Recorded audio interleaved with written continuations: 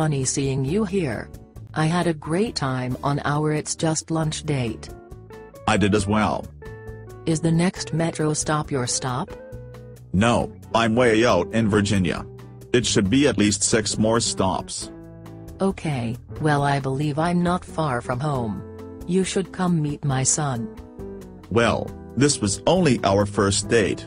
I did have fun with you. Okay, well then I will introduce you to him on our second date. Do you think that is the best time for you to be introducing your son?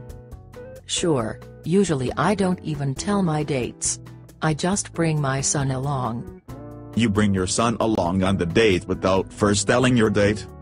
What's the big deal? Oh, I wanted to ask you where you wanted to meet the next time. I think church is a great place to meet for our second date. Church? Yes, church. Hey, maybe you should come over to my house. I have this tape I really want you to hear. I didn't know people still kept music on cassette tapes. Actually, it's not music, it's a recording of me speaking in tongues.